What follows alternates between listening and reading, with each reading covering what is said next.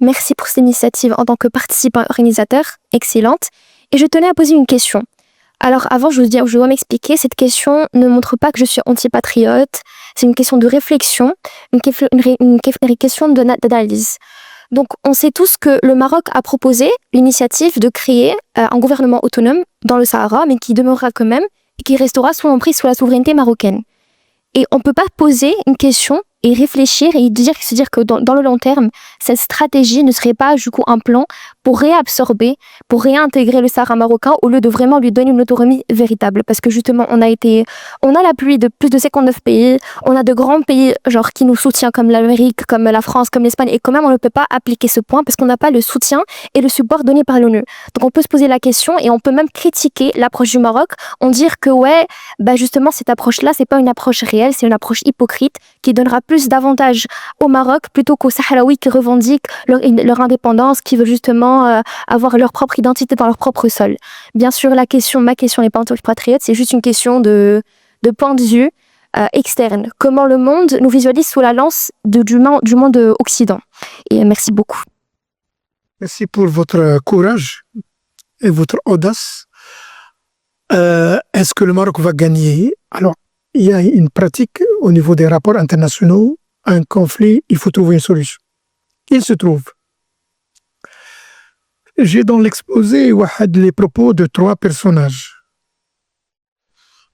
Wahad était le premier, si ma mémoire est bonne, le premier représentant du secrétaire général dans l'affaire Sahara, Charles Denber.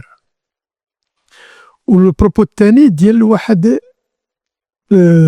Cuyas ou quelque chose comme ça en espagnol, où il est responsable du recensement fait en 1974.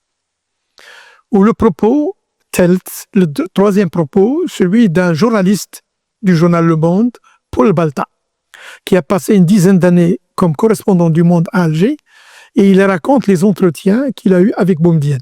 Je vais raconter le contenu d'eux. Les 3 propos, quel est le message qui se dégage des 3 propos? Voilà le premier propos du représentant de l'ONU, du secrétaire général, dit il n'y aura pas un référendum. Ce que je disais en 1991. Alas, pour les 3 raisons, les trois raisons suivantes. C'est pas plutôt le deuxième, celui qui a organisé le référendum. Je vais chercher son nom, en espagnol, qui a fait le recensement en 1974. Il dit pour les 3 raisons suivantes. Donc, il n'y aura pas de référendum. Ce que j'ai soutenu dans l'ouvrage publié en 1991. Pourquoi? Parce que le Maroc est sur le terrain, il domine.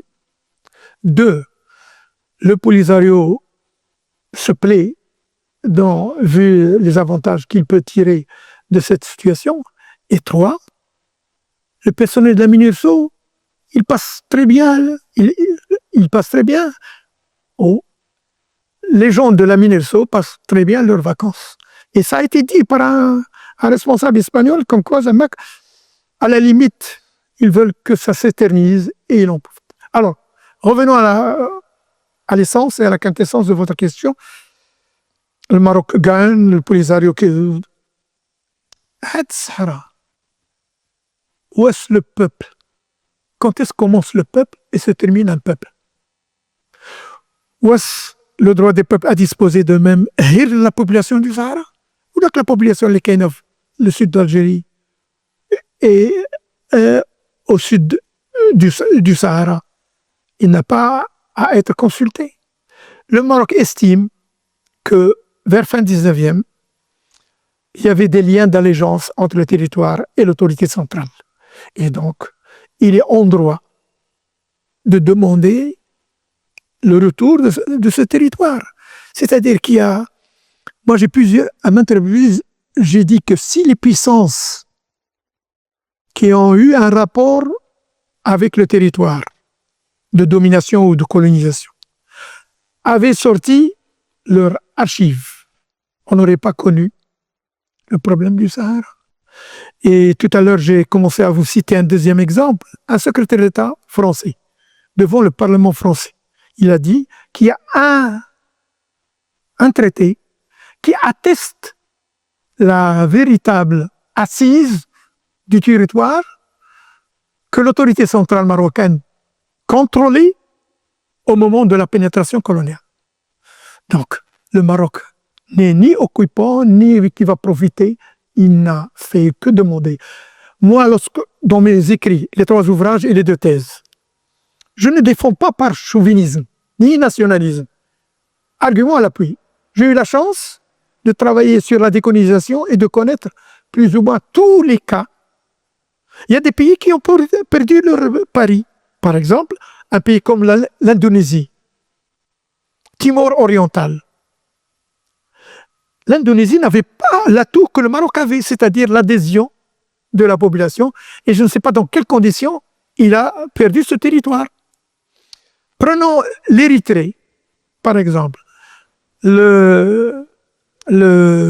L'Éthiopie a perdu ce territoire qui était contesté. Et pire encore, avec la perte de l'Érythrée, l'Éthiopie perd l'accès à la mer. Et il devient un pays continental. Oui, donc le Maroc est dans son droit, non pas parce que je suis patriote ou la marocain, mais argument à l'appui, histoire à l'appui. Et si les puissances, la Grande-Bretagne, l'Espagne, la France avaient sorti leur traité, on n'aurait pas connu un problème qui s'appelle le problème du Sahara, tout simplement.